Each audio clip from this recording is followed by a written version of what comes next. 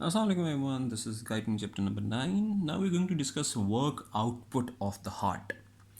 तो जी दो तरह की वर्क आउटपुट्स हैं. वर्क आउटपुट से मुराद है कि बेसिकली हार्ट काम कितना करता है. One is stroke work output and the other one is minute work output. Stroke work output होता है कि एक बीट में हार्ट कितना काम करता है, और मिनट वर्क आउटपुट है कि एक मिनट में हार्ट कितना काम करता है. अब कितना काम करने से मुराद है कि बेसिकली कितनी एनर्जी को वर्क के अंदर कन्वर्ट करता है इन वन बीट, और ये मिनट वर्क आउटपुट है कि कितनी एनर्जी को वर्क के अंदर कन्वर्ट करता है पर मिनट. अब एनर्जी तो ठीक है, बट व्हाट इज वर्क? तो वर्क दो तरह के हैं, volume pressure work and second one is kinetic energy of blood flow. Volume pressure work को हम एक्सटर्नल वर्क भी कहते हैं. ये EW याद रखिएगा, एक्सटर्नल वर्क आगे भी आएगा. अब वॉल्यूम प्रेशर वर्क में क्या होता है, बेसिकली ये वो वर्क है जो कि ब्लड को from low pressure area towards high pressure area फेंकने में लगता है. अब वेन जो वीनस सिस्टम है वो लो प्रेशर एरिया है, फिर वो वेंट्रिकल्स में आएगा ब्लड और हार्ट में आएगा, और हार्ट ने उसको पुश करना है टूवर्ड्स आर्टरीज. तो ये लो प्रेशर्ड वेन से हाई प्रेशर्ड आर्टरीज के अंदर ब्लड को पुश करने में जो काम लगता है उसे हम कहते हैं वॉल्यूम प्रेशर वर्क और एक्सटर्नल वर्क. 99% जो वर्क हार्ट करता है वो यही करता है, from low pressure to high pressure फेंकने के अंदर सारा काम होता है. अच्छा, और 1% सिर्फ है ये kinetic energy of blood flow. Kinetic energy of blood flow का मतलब है कि ब्लड को जब हमने लेफ्ट वेंट्रिकल ने एओर्टा के अंदर फेंकना है तो ब्लड की एक स्पीड मेंटेन करनी है. ठीक है, यानी कि ब्लड को पुश करना है with a specific velocity of ejection के साथ. तो वो जो वेलोसिटी, एक खास स्पीड भी बनानी है, सिर्फ और सिर्फ उसको लो प्रेशर से हाई प्रेशर में पुश करने की एक स्पीड भी हमने उसकी बनानी है ब्लड की, तो उसमें काइनेटिक एनर्जी वर्क आ जाएगा. ठीक है, अब ये हम काइनेटिक एनर्जी का आपको पता है, it's formula mass into volume, sorry mass into velocity. तो that is mass of blood into velocity square, इसका फॉर्मूला है. बट इट्स ओनली 1%, तो इट्स निग्लिजिबल अनटिल अनलेस कोई ऐसा डिसऑर्डर नहीं हो जाता कि जिसके अंदर स्पीड बढ़ाने में ही ब्लड की नॉर्मल स्पीड बढ़ाने में ही बहुत ज़्यादा एनर्जी ना लग जाए. और वो डिसऑर्डर होता है हमारे पास एओर्टिक स्टीनोसिस. स्टीनोसिस का मतलब होता है वाल्व का तंग हो जाना.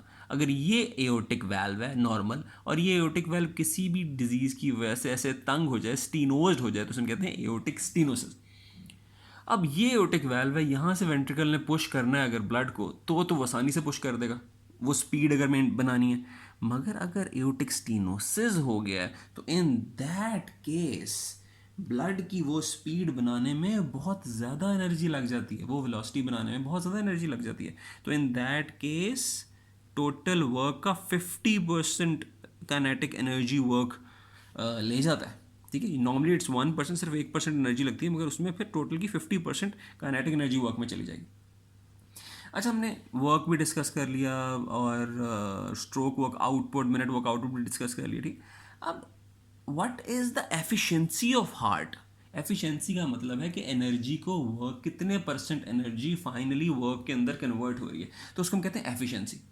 जिस तरह गाड़ी की एफिशिएंसी होती है, कितना पेट्रोल फाइनली कितनी एनर्जी दे, कितने वर्क में कन्वर्ट हो रहा है, कितने डिस्टेंस में आप कन्वर्ट कर देते हैं ट्रैवल में.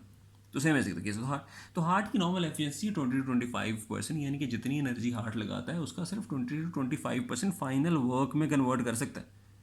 और हार्ट फेलियर में तो ये और मसला हो जाता है, क्योंकि हार्ट फेलियर में जोर ज़्यादा लगता है, काम कम होता है, तो उसमें 5 to 10% ही एफिशिएंसी रह जाती है हार्ट की. अब हार्ट इतनी एनर्जी लगा रहा है, ये इतनी एनर्जी आ कहाँ से रही है? मेन सोर्स ऑफ एनर्जी क्या है? तो आप कहेंगे कार्बोहाइड्रेट. जी नहीं. In the case of heart, main source of energy fats.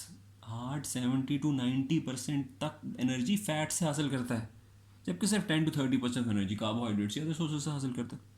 ठीक है, अच्छा, अब असल ये सारा वर्क आउटपुट और सारे का मकसद तो होता है in the case of myocardial infarction और इस्कीमिया, हमने हिसाब लगाना होता है. ठीक है, कि हार्ट की फंक्शनिंग कैसे चल रही है.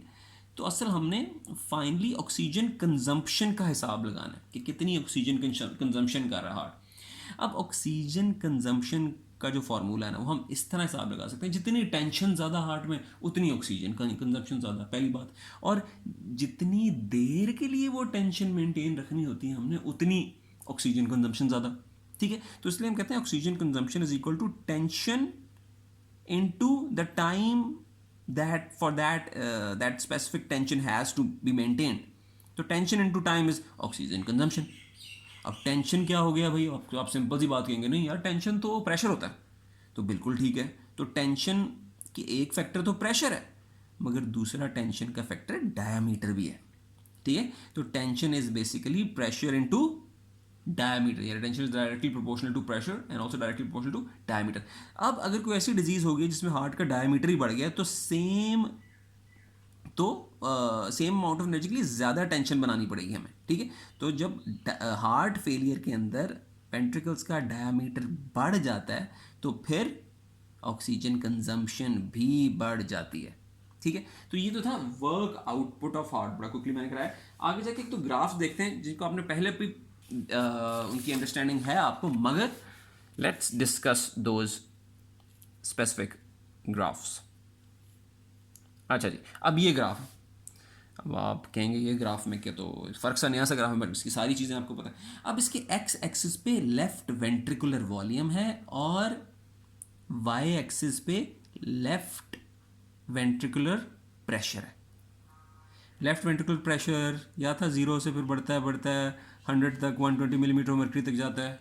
Left ventricular volume if you remember 120 ml था जब पूरा वेंट्रिकल भर जाता है, फिर कॉन्ट्रैक्शन के बाद 50 ml रह जाता है।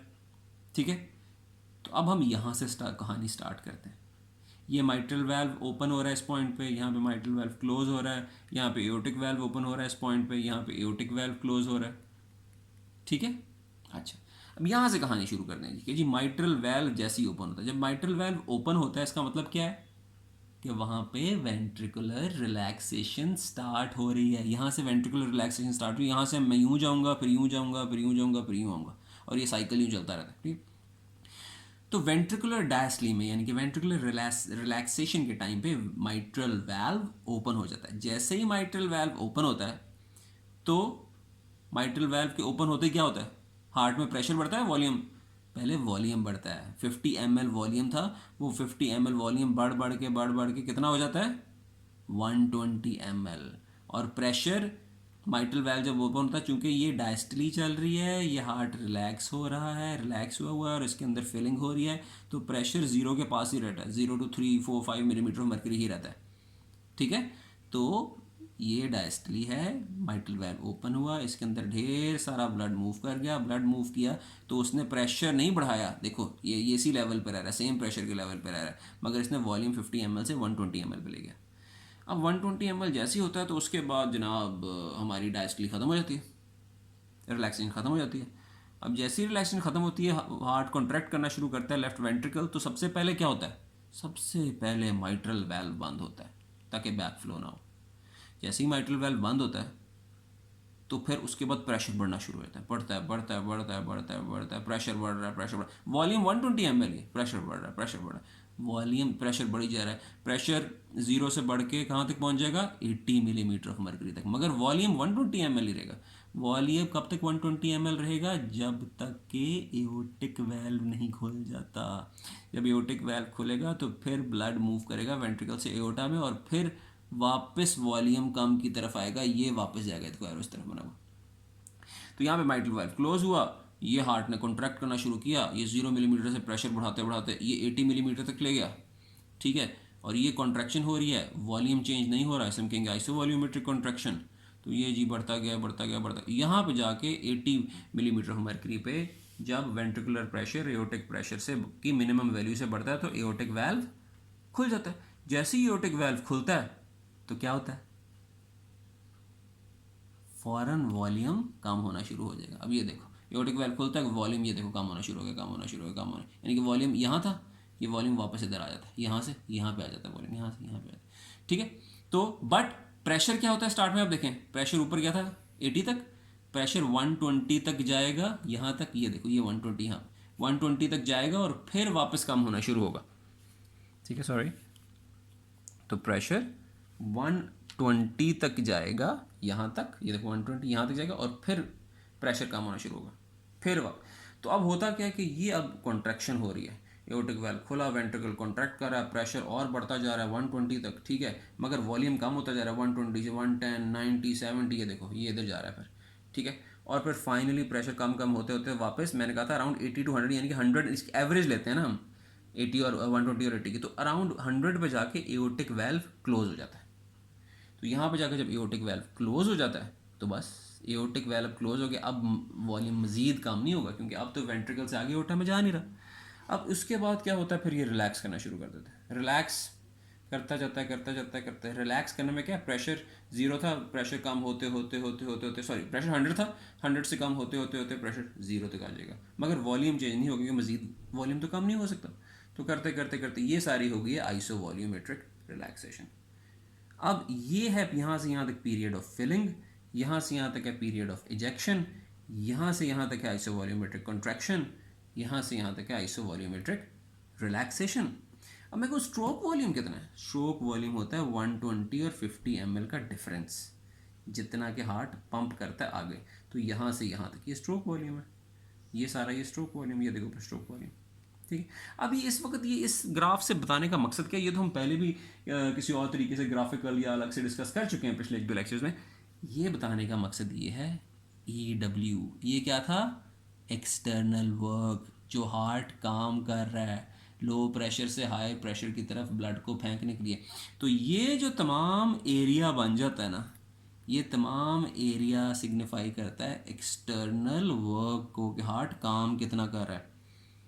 मिसाल के तौर पे अगर फिर 120 की बजाय 130, 40 यहाँ तक आगे चला जाता और फिर ये ब्लड प्रेशर 120 की बजाय हार्ट को ऊपर तक हम ले जाते कोई 150 तक, तो ये जो है एरिया इतना होने की बजाय ये एरिया आगे से ये भी सारा शामिल हो जाता, ठीक है, तो वो सारा एरिया शामिल हो जाता तो एक्सटर्नल वर्क बढ़ जाता। तो ये बेसिकली एक्सटर्नल वर्क, हाँ दिल काम कितना कर रहा है वो इस ग्राफ से हम उसको रिलेटिव अंदाज़ा लगा सकते हैं। अच्छा, इसी की तरह एक और ग्राफ दिया हुआ गाइडन में, वो ये है, ठीक है। अब ये ग्राफ क्या आ गया भाई, ये तो बड़ा अजीब सा ग्राफ है। अब इसके अंदर जो ये वाला ग्राफ है ना, ये पार्ट है, ये वही पार्ट है जो हमने पहले दिखाया था, ये फिलिंग, ये आइसोवॉल्यूमेट्रिक कॉन्ट्रैक्शन, ये इजेक्शन और ये आइसोवॉल्यूमेट्रिक रिलैक्सेशन, ये इतना।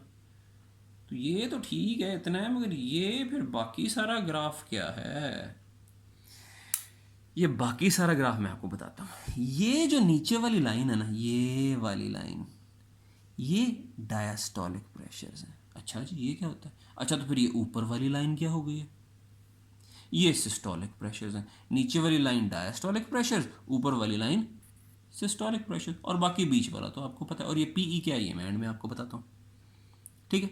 अब ये एक्सपेरिमेंटल एक कंडीशन है, सिर्फ समझाने के लिए कि क्या होगा, कितने प्रेशर किस कंडीशन में बनेंगे। मिसाल के तौर पे जनाब, सारा भूल जाओ, सिर्फ सारा कुछ नहीं है, सिर्फ ये एक लाइन है, ये सेम लेफ्ट वेंट्रिकुलर वॉल्यूम, ये सेम लेफ्ट वेंट्रिकुलर प्रेशर। अब हार्ट है रिलैक्स, डायस्टोलिन, और हम एक्सपेरिमेंटली हार्ट के अंदर ब्लड भरी जाते हैं। जब हार्ट के अंदर हम ब्लड भरी जाते हैं तो हमने देखा था ये हार्ट के अंदर ही फिलिंग हो रही है, तो कोई ख़ास प्रेशर चेंज आती है हार्ट के अंदर, कोई ख़ास प्रेशर चेंज नहीं आ रही थी, खाली फिलिंग से, ठीक है, कोई ख़ास प्रेशर चेंज नहीं आ रही थी। ये था ना नॉर्मल फिलिंग का, यहाँ से यहाँ तक कोई चेंज नहीं आ रहा, ठीक है। मगर अगर कोई भी बैग हो उसके अंदर हम, ये तो नॉर्मल फिलिंग थी, अगर हम इससे ज़्यादा और हार्ट के अंदर ब्लड पंप करी जाए किसी भी तरह, चाहे एट्रिया पुश करी जा रहा है या हमने कोई हार्ट को बॉडी से बाहर निकाल दिया है, सिर्फ एक्सपेरिमेंटली चेक कर रहे हैं, अगर हम इसके अंदर ब्लड पुश करी जाएंगे, यानी कि लेफ्ट वेंट्रिकुलर वॉल्यूम को बढ़ाई जाएंगे, तो क्या होगा, किसी भी बैग के अंदर आप किसी चीज़ को स्टफ़ करी जाओ तो आगे उसका प्रेशर बढ़ने लग जाता है, उसका प्रेशर बढ़ने लग जाएगा। तो अराउंड 120 तक तो कुछ नहीं होगा, उसके बाद 120 ml तक तो कुछ नहीं होगा, 130 तक, उसके बाद फिर प्रेशर बढ़ना शुरू हो जाएगा, बढ़ते 150 के बाद तो बहुत ही बढ़ना शुरू हो जाएगा, बढ़ते इस तरह बहुत ज़्यादा बढ़ जाएगा इसका प्रेशर, ठीक है। तो ये डायस्टोलिक। अगर हम सेम एक्सपेरिमेंट करें कि हम सेम वेंट्रिकुलर वॉल्यूम बढ़ाई जाएं और चेक करें कि सिस्टली में कितने प्रेशर बनते हैं, सिस्टली में तो नॉर्मल ये प्रेशर था ना, ये था 80, यहाँ तक आया था, फिर 120 तक चला गया था, वापस आ गया था। तो सिस्टली में कितना प्रेशर होता है, सेम वेंट्रिकुलर वॉल्यूम्स। अब ये बाकी सारा कुछ भूल जाओ, सिर्फ ऊपर वाली कर्व देखो। अगर हम इतना वेंट्रिकल के अंदर वॉल्यूम डाल दें और हार्ट को कहेंगे कॉन्ट्रैक्ट करो, तो हार्ट इस लेवल तक कॉन्ट्रैक्ट कर सकता है मैक्सिमम। कितने, अराउंड 250 और 300 के भी अराउंड 270 80, यानी कि हार्ट की maximum ability to contract 270 80 millimetre, एक नॉर्मल हार्ट की 270 मिलीमीटर ऑफ मर्करी तक है मैक्सिमम एबिलिटी टू कॉन्ट्रैक्ट। यानी कि और वो कितने वेंट्रिकुलर वॉल्यूम पे है, वो 150 वेंट्रिकुलर वॉल्यूम पे around 270 to 80 millimetre of mercury heart की एबिलिटी टू कॉन्ट्रैक्ट है मैक्सिमम। ठीक हो गया। तो जारी बात है, जब वो कॉन्ट्रैक्ट कर रहा होगा हार्ट, तो फिर वहाँ पे प्रेशर बहुत ज़्यादा बिल्ड कर देगा वो। ठीक है ना। ये थी डायस्टली रिलैक्सेशन, रिलैक्स स्टेट में यहाँ तक प्रेशर चढ़ रहा था। अब सोचो कि सेम वॉल्यूम हो तो रिलैक्सेशन में इतना प्रेशर बढ़ गया है, अगर इसको हम कॉन्ट्रैक्ट कराना शुरू कर दें तो कितना प्रेशर बढ़ेगा।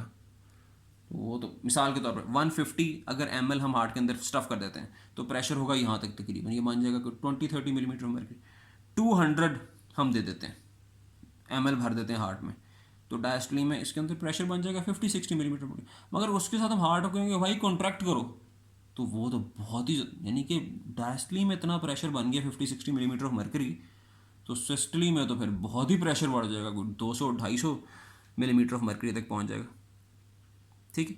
अब यहाँ पे आप एक चीज़ कहोगे, चलो ठीक है डायस्टली में तो प्रेशर बढ़ी जा रहा है, बढ़ी जा रहा है, बढ़ी जा रहा है, सिस्टली में भी बढ़ी जा रहा है, बढ़ी जा रहा है, मगर ये 150 से अगर हम ऊपर जाते हैं further in the case of systolic pressure, तो ये प्रेशर मज़ीद क्यों नहीं बढ़ रहा, ये प्रेशर कम क्यों हो रहा है।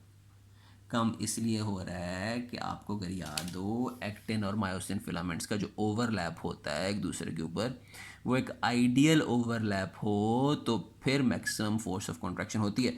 अगर हम उसको उससे ज़्यादा स्ट्रेच कर देंगे तो एक्टिन मायोसिन और दूर चले जाएंगे और उनकी फोर्स ऑफ कॉन्ट्रैक्शन कम हो जाएगी, क्योंकि उनका ओवरलैप कम हो जाएगा ज़्यादा स्ट्रेच की वजह से। तो एक ऑप्टिमल साइज़ होता है मसल का, ऑप्टिमल साइज़ होता है स्ट्रेच का, जिसमें एक्टिन और मायोसिन फिलामेंट्स आइडियल स्टेट में होते हैं टू कॉन्ट्रैक्ट, तो वो होता है 150 ml के ऊपर आइडियल स्टेट। आइडियल नहीं, यानी कि कह लो कि maximum ability to contract heart की होती है। उससे भी ज़्यादा बढ़ाएंगे, मिसाल के 250 पे ले जाएंगे, तो वो दूर हो जाएंगे एक्टिन मायोसिन, जिसकी वजह से अब ये 270-80 मिलीमीटर मर्करी का प्रेशर नहीं मेंटेन कर सकता, सिर्फ 210-20 का ही मेंटेन कर सकेगा। ठीक है। अब फिर आप कहेंगे कि यार ये अब इतना कॉम्प्लेक्स सा ग्राफ बताने की ज़रूरत क्या गाइडन में। तो इन्होंने यहाँ पे कहा था कि जनाब जिस तरह एक एक्सटर्नल वर्क था ना, तो उस तरह हार्ट के पास एक और ये पीई भी है, एक पोटेंशियल एनर्जी भी होती है। पोटेंशियल से क्या मराद है, कहते हैं यार इस बंदे में बड़ा पोटेंशियल है। पोटेंशियल का मतलब ये है कि फ़िलहाल वो बंदा वो काम नहीं कर रहा, मगर वो बंदा वो काम कर सकता है, पोटेंशियल बड़ा है। तो सेम इज़ द केस, यहाँ पे पोटेंशियल एनर्जी है जी हार्ट के पास, यानी कि वो भी काम इतना ही कर रहा है, मगर वो ये वाली पोटेंशियल एनर्जी भी नॉर्मली यूटिलाइज कर सकता है। मिसाल के तौर पर आपको आपके हैं ये, मतलब ये एनर्जी किस तरह यूटिलाइज कर सकता है। मैं आपको कहता हूँ जी कि हार्ट 120 ml तक जाता है और उसके बाद कॉन्ट्रैक्ट करके 70 ml निकाल देता है और वापस 50 ml पे आ जाता है नॉर्मली, ये बताया ना अभी तक। अगर कोई सिंपथेटिक डिस्चार्ज ज़्यादा हो जाए, मैं एक्सरसाइज कर रहा हूँ, तो उस वक्त मैं कहूँगा कि मेरा स्ट्रोक वॉल्यूम सिर्फ 70 ml नहीं 100 ml दो, तो ये 50 तक फॉल करने की बजाय और कम फॉल करे, ये 30 तक फॉल कर जाए। वेंट्रिकुलर वॉल्यूम, स्ट्रोक वॉल्यूम इतना बढ़ा दूं कि जो एंड डायस्टोलिक वॉल्यूम है ये और ज़्यादा काम कर दूं, ज़्यादा मैं ब्लड आगे फेंक दूं, तो जाहिर बात है ये पीछे वाला एरिया भी अंदर आ जाएगा। यानी कि अब हार्ट के पास और मज़ीद काम करने की एनर्जी है, मज़ीद पोटेंशियल एनर्जी है। ठीक हो गया ना। तो ये वाला एरिया उन्होंने इस तरह पोटेंशियल एनर्जी में रख दिया कि भाई हार्ट ये भी काम कर सकता है, यहाँ तक भी अपना काम लेके आ सकता है। तो this was just graphical interpretation, ताकि आपको मुख्तलिफ एंगल से चीज़ समझाई जाए, ताकि कुछ पॉइंट रहना जाए।